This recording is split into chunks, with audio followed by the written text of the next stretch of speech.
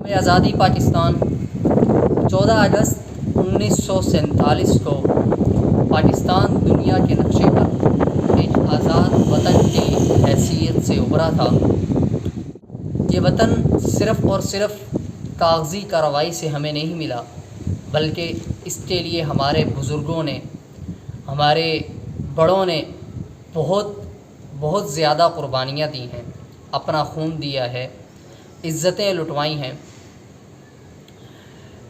اسلام کی تاریخ میں 2 ریاستیں ایسی ہیں جو کسی نظریے کی بنیاد پر وجود میں آئی ہیں، جو لا الہ الا اللہ کے لیے وجود میں آئی ہیں، جن میں سے پہلی ریاست مدینہ منورہ کی ریاست ہے، جسے صرف اور صرف لا الہ الا اللہ کے نام پر بسایا گیا تھا، اور دوسری ریاست پاکستان کی ریاست ہے، جسے صرف اور صرف لا الہ الا اللہ کے لیے حاصل کیا گیا، لا الہ الا اللہ کے لیے بنایا گیا، اللہ کی عبادت، اللہ کی رضا کے حصول کے لیے اس پاکستان کو حاصل کیا گیا۔ اس سے پہلے پاکستان اور بھارت دونوں بر صغیر کے نام سے مل جل کر بسنے والے علاقے تھے۔ یہ ہمارے بزرگوں نے، ہمارے بڑوں نے یہ سوچا، ایک نظریہ بنا کہ ہم مسلمان ہیں، ہماری عبادتیں، ہمارے رسم و رواج، ہماری ثقافت، ہماری تہذیب، یہ سب ہندوؤں سے جدا ہے، چنانچہ ہمیں علیحدہ رہنا چاہیے۔ اسی فیصلے اور نظریے کی بنیاد پر یہ ریاست بنی تھی۔ میرا اور آپ کا فرض ہے کہ جو ریاست ہزاروں نہیں لاکھوں جانیں قربان کر کے، ہزاروں عزتیں لٹوا کر حاصل کی گئی ہو، اسے ضائع نہیں کرنا چاہیے، اس کی قدر کرنی چاہیے،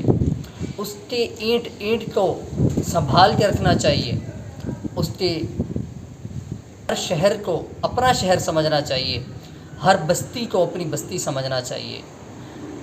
جگہ جگہ پودے لگا کر، جگہ جگہ درخت لگا کر ان کی رکھوالی کر کے اس ملک کو سرسبز و شاداب بنانا بھی اس کی حفاظت ہے۔ اس ملک میں بجلی کا،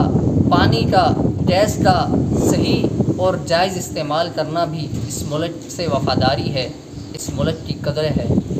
صرف اور صرف احتجاج کرنا، صرف نعرے بازی کرنا اور